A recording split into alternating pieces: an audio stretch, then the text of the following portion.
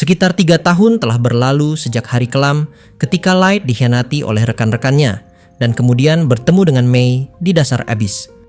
Seiring waktu, tempat yang dulu suram dan penuh tebing kasar itu telah berubah menjadi lorong menakjubkan bak istana. Dindingnya berlapis marmer putih berkilau dan diterangi cahaya sihir yang lembut. Tidak ada lagi sisa kegelapan. Semuanya tampak bersih, indah, dan penuh kemegahan. Di dalam lorong itu, Light melangkah perlahan dengan aura tenang dan berwibawa. Di kedua sisinya, barisan para fairy maids berdiri menunduk dalam sikap hormat yang nyaris religius. Mereka adalah gadis-gadis muda menawan, masing-masing dengan pesona dan keanggunan yang berbeda, yang bila muncul di permukaan dunia pasti menjadi pusat perhatian. Ketika Light memberi isyarat agar mereka bersantai, mereka menjawab dengan rasa syukur dan kagum yang tulus. Namun, bahkan setelah ia berlalu, telinganya yang peka menangkap bisikan kagum mereka, pujian tentang ketampanannya, aroma tubuhnya, bahkan candaan malu-malu yang diselingi nada iri. Di samping Light berjalan pengawal pribadinya, seorang maid yang tampak menahan amarah atas percakapan itu. Namun Light hanya menanggapinya dengan tenang. Baginya, kata-kata mereka adalah tanda pengabdian, bukan gangguan. Mendengar ketenangan tuannya, sang pengawal pun menunduk dan meminta maaf, menyingkirkan amarahnya dengan rasa hormat mendalam. Akhirnya, langkah Light membawanya ke ujung lorong yang bercahaya menuju area luas dan gelap yang masih mempertahankan bentuk asli dungeon, tempat yang ia jadikan arena latihan. Di sanalah ia menemukan 3 sosok yang tengah membuat keributan kecil. Seorang gadis vampir munggil berambut perak, Nazuna, sedang berdebat sambil mencoba menyelesaikan soal aritmetika sederhana, hanya untuk dikoreksi oleh temannya, Ellie, gadis berambut pirang panjang dengan topi penyihir besar. Di dekat mereka, seorang gadis bertudung dengan telinga kucing menirukan suara kucing riang, membuat suasana semakin hidup. Pemandangan itu membuat Light tersenyum kecil. Ia lebih menyukai keramaian hangat ini dibandingkan keheningan dingin yang dulu memenuhi Abyss. Ketika Light mendekat, ketiganya segera menyadari kehadirannya. Wajah mereka langsung berseri, memperlihatkan rasa hormat dan kebahagiaan yang tulus. Nazuna, sang ancestral vampire knight berlevel 9999, adalah ksatria mungil berambut perak dengan mata merah, mencolok dan semangat tinggi. Meski tubuhnya kecil, kekuatannya luar biasa. Pedang besarnya mampu menebas monster manapun yang menghadang. Di sampingnya, Ellie, Forbidden Witch berlevel 9999, adalah penyihir cantik dengan aura menggoda dan kekuatan sihir menakutkan. Di balik pesonanya yang menggoda, Ellie menyimpan sisi pemalu. Ia sering berusaha menarik perhatian Light, namun selalu berakhir dengan tatapan tersipu. Bagi Light, ketiga gadis itu bukan sekadar hasil dari pemanggilan unlimited gacha. Mereka adalah teman seperjuangan, pengisi kesunyian di kedalaman Abyss yang dulu hanya dipenuhi kegelapan dan kesepian. Di antara mereka, Light menemukan sesuatu yang selama ini tak ia sadari, kehangatan, kehidupan, dan arti baru dari kebersamaan di tengah dunia bawah tanah yang kini bersinar terang. Di momen itu, gadis ketiga dari trio tersebut mengeong lembut sambil menggesekkan kepalanya ke tubuh Light seperti seekor kucing yang manja.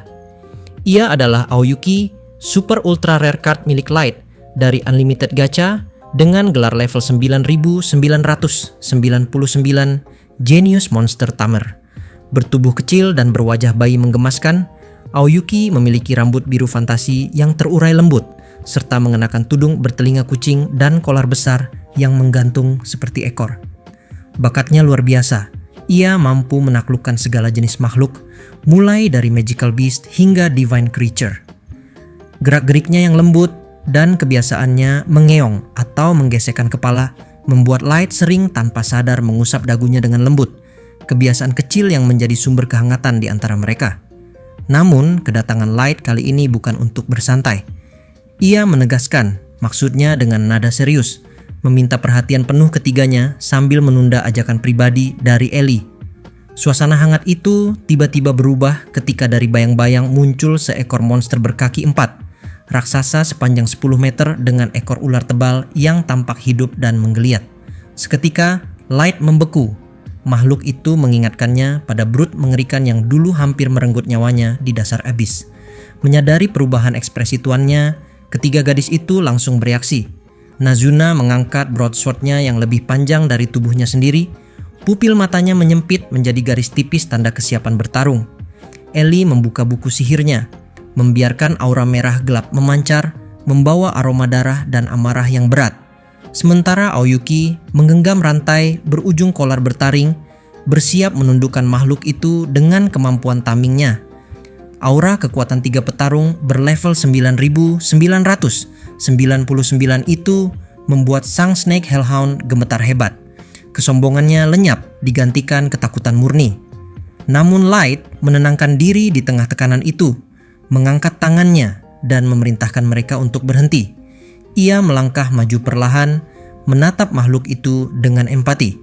Dengan lembut, ia mengelus sisi tubuhnya yang bersisik. Mengejutkan, monster itu tidak menyerang, malah berguling dan menampakkan perutnya, tanda penyerahan total. Ekor ularnya bahkan merayap ke arah Light seperti anak anjing yang ingin bermain. Ketiganya pun segera mundur, menghormati keputusan sang tuan yang memilih belas kasih di atas kekerasan. Setelah situasi tenang, Light menyampaikan kabar penting dari Mei. Target yang mereka incar akhirnya terpancing oleh umpan. Ia datang sendiri tanpa menggunakan telepati, karena ingin langsung memberitahu berita ini dengan semangat. Tanggapan ketiganya beragam. Nazuna bersemangat dan menantikan pertempuran. Ellie tampak sedikit kecewa karena dirinya tidak dijadikan umpan. Sementara Aoyuki hanya menjawab dengan nada lembut khasnya, penuh keceriaan polos. Light menjelaskan alasannya memilih Mei. Hanya Mei yang bisa tampil sepenuhnya seperti manusia tanpa menimbulkan kecurigaan. Sementara Ellie dengan telinga runcingnya akan langsung menarik perhatian. Kata-kata Light membuat ketiga gadis itu malu, antara bangga, terharu, dan malu atas kepercayaan yang diberikan. Bagi Light, reaksi itu terasa menghangatkan, membangkitkan rasa canggung, namun juga kebahagiaan yang tenang. Dalam dirinya, api lama yang hampir padam kini kembali menyala. Api dendam dan tekad yang telah ia pendam selama 3 tahun. Setelah masa panjang persiapan di kedalaman abyss, inilah saatnya langkah pertama dari pembalasannya dimulai. Dengan para super ultra rare card setianya di sisinya, dan dunia di atas yang sebentar lagi akan menyadari kehadirannya kembali. Scene kini berpindah ke sudut pandang Garu the Beastman, sosok Wolfman yang kini berjalan angkuh di sepanjang jalan utama kota Beastfolk. Langkahnya mantap, penuh percaya diri, dan setiap kali ia melintas, kerumunan segera menyingkir memberi jalan. Tatapan penuh kagum, hormat, bahkan iri mengikuti setiap geraknya. Para Beastfolk berebut hanya untuk bisa menyapa, menawarkan jasa, atau sekadar mencuri perhatian sang pahlawan. Ekor Garu sempat bergerak riang, tanda kepuasan batin, namun ia cepat mengendalikan diri, mengangkat tangan dengan wibawa pemimpin sejati untuk menenangkan kerumunan. Ia tahu dirinya kini menjadi figur besar di mata kaumnya, calon kuat untuk menduduki posisi chieftain berikutnya di antara para Wolfmen. Dalam hati, Garu diliputi kepuasan yang dalam.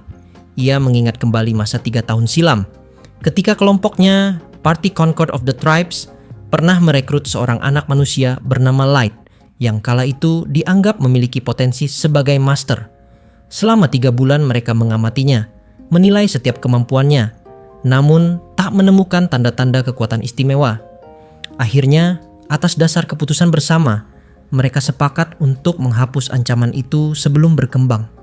Rencana itu sederhana, menghabisinya diam-diam di dalam dungeon agar tak ada saksi, dan jasadnya lenyap tanpa jejak. Namun, eksekusi itu tak berjalan sempurna. Dalam pengejaran, Light sempat terkena anak panah di kakinya, dan nyaris tak mampu bergerak. Garu sendiri yang bersiap memberikan serangan terakhir, tapi sebelum tebasannya mendarat, bocah itu secara tak sengaja memicu jebakan teleportasi sihir. Dalam sekejap, tubuhnya menghilang dalam cahaya, meninggalkan mereka dalam keheningan dan kebingungan. Setelah kejadian itu, kelompok mereka menyisir dungeon dari ujung ke ujung, namun tak menemukan apapun. Berdasarkan luka parah yang diderita Light dan bau darahnya yang pasti menarik monster, mereka sepakat bahwa bocah itu telah mati di mangsa di kedalaman abyss. Mereka pun melapor kepada para petinggi bahwa calon master tersebut telah tewas, dan laporan itu diterima tanpa pertanyaan. Bukan hanya diterima, tapi malah dihujani pujian dan penghargaan besar atas keberhasilan mereka. Sejak saat itu, kehidupan Garo berubah total. Ia yang dulunya hanyalah anak ketiga dari keluarga petani, biasa kini menjelma menjadi pahlawan besar. Kekayaan, kehormatan, dan kekuasaan mengalir deras. Ia diangkat menjadi pewaris sah, posisi tertinggi di antara kaumnya. Sebuah nasib yang tak mungkin dicapai tanpa pengorbanan bocah manusia itu. Di matanya, itu adalah keberuntungan mutlak, anugerah dari tindakan yang tepat di waktu yang tepat, dan bukan hanya dirinya yang diuntungkan. Setiap anggota Parti Concord of the Tribes memperoleh kebangkitan luar biasa. Sasha si Elf kini hampir menikah dengan keluarga kerajaan. Sion, sang Dark Elf, menjadi peneliti magi ternama. Oboro sang Oni dan Santor si Centaur membawa kehormatan besar kembali ke ras mereka. Sementara Diablo si demon yang dulu diasingkan kini justru naik jabatan di bangsawannya sendiri. Namun yang paling mencolok adalah Drago sang Dragonute yang ternyata berasal dari darah kekaisaran. Dulu ia hanya pewaris kecil yang tak diperhitungkan, tapi setelah insiden Light, posisinya melesat jauh ke atas. Bagi Garo, semua itu terasa seperti kemenangan mutlak. Satu nyawa manusia yang tak berarti telah mengubah nasib banyak makhluk besar. Namun di balik kebanggaan itu, masih tersisa sedikit tanda tanya di hatinya. Mengapa dunia begitu terobsesi pada sosok Master? Ia tahu banyak kerajaan, guild, dan organisasi rahasia yang terus mencari figur tersebut, tapi makna sejatinya tetap misteri baginya. Bagaimanapun, Garo menganggap hal itu bukan urusannya. Yang penting, keberuntungan dan kekuasaan kini ada di tangannya. Di bawah sinar mentari yang memantul di bulu peraknya, ia berjalan dengan keyakinan penuh bahwa tidak ada lagi yang bisa menjatuhkannya. Ia percaya dirinya telah menaklukkan dunia, tanpa sadar bahwa bayangan masa lalu yang ia anggap telah terkubur, kini tengah bergerak perlahan menunggu saat untuk menuntut balas. Garo semakin yakin bahwa puncak kekuasaan sudah berada di genggamannya. Jika Drago benar-benar berhasil merebut takhta tertinggi kaum Dragonite, ras terkuat di antara 9 bangsa, maka seluruh anggota Concord of the Tribes akan berdiri di puncak dunia.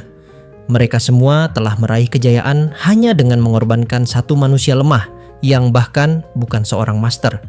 Pikiran itu membuat Garo tersenyum puas, namun senyum itu perlahan memudar ketika sebuah pertanyaan aneh menyusup ke benaknya. Apakah semuanya benar-benar berakhir di sana? Langkah Garo tiba-tiba terhenti. Di hadapannya berdiri seorang wanita manusia berambut hitam legam yang diikat rapi dalam ekor kuda. Wanita itu memperkenalkan dirinya dengan sopan.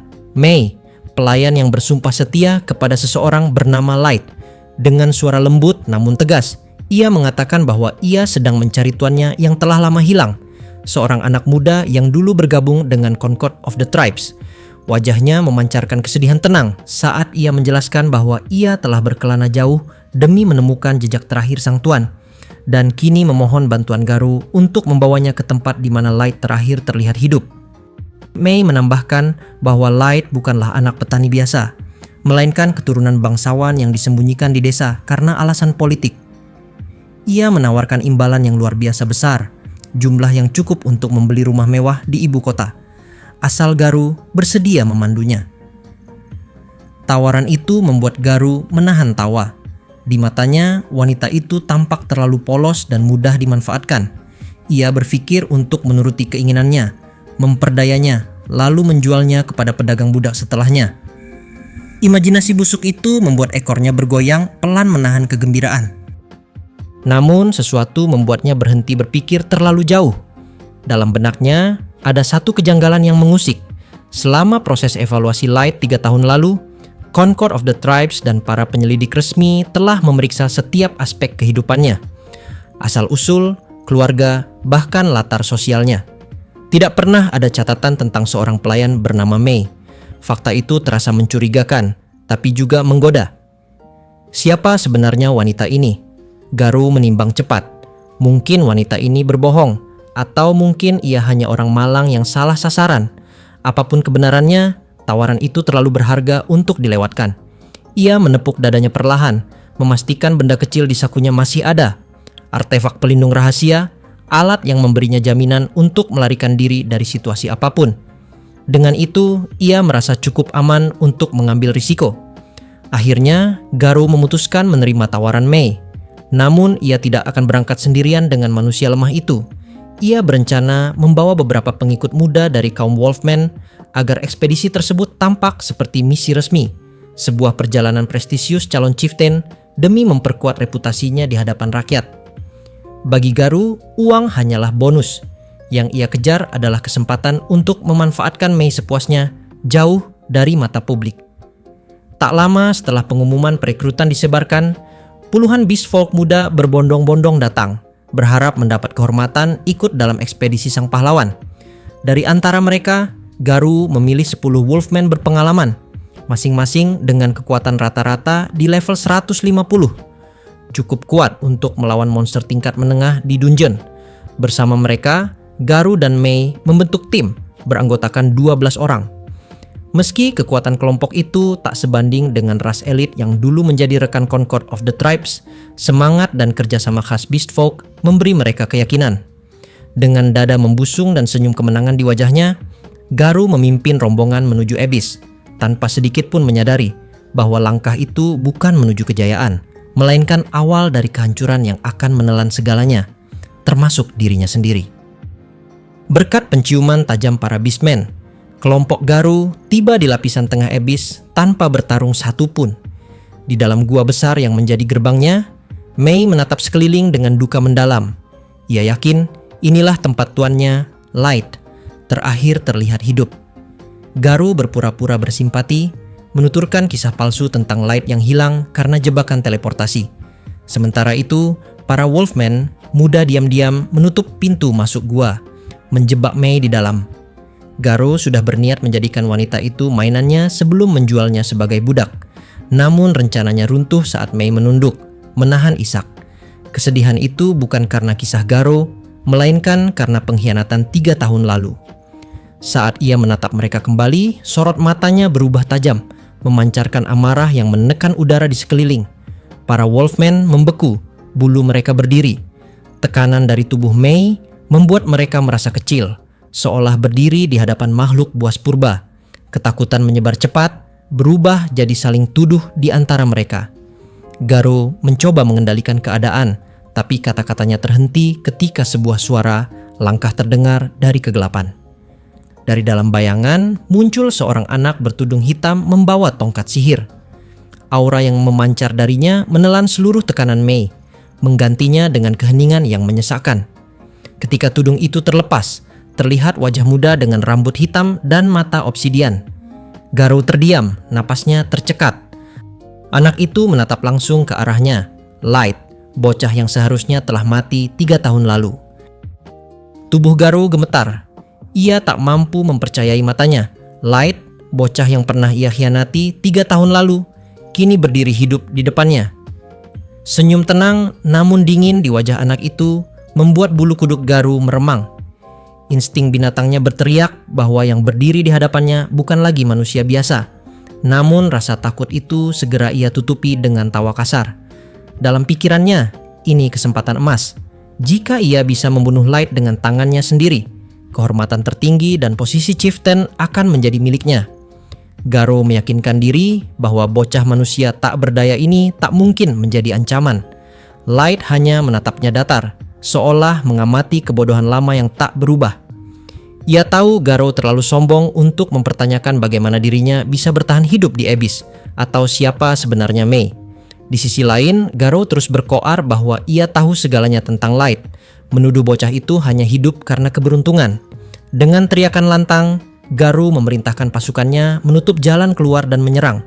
Belasan Wolfman segera bergerak, namun sebelum mereka sempat mengepung, 2 kepala melayang di udara, jatuh dan bergulir di tanah, diikuti semburan darah yang memenuhi gua. Suara dingin Mei menggema. Tidak seorang pun diizinkan melangkah melewati aku. Dalam sekejap, posisinya telah berpindah ke sisi Light tanpa ada yang menyadarinya. Light menatapnya tenang, memuji aksinya, dan Mei menunduk penuh hormat sambil bersumpah menjaga jalan keluar. Kini mereka berdiri berdua, menghadang seluruh Wolfman di depan satu-satunya pintu gua. Ketegangan membekukan udara, Ketakutan menguasai para prajurit Beastman. Hanya Garou yang masih menolak kenyataan. Ia meraung marah, menyuruh pasukannya menyerang, menganggap kematian 2 orang tadi hanyalah serangan kejutan. Light hanya tersenyum tipis. Ia tak habis pikir bagaimana Garou masih memandang rendahnya. Bahkan setelah bocah yang dulu dibuang ke jurang kini berdiri di depan mereka. Bukan lagi sebagai korban, melainkan pengadil. Di tengah ketegangan yang memuncak, para Beastmen kembali meneguhkan keyakinan lama mereka bahwa manusia adalah ras terlemah di antara 9 ras besar. Keyakinan itu membuat Garou semakin sombong ketika ia memimpin serangan bersama pasukannya. Namun, semua upaya mereka terpental sia-sia.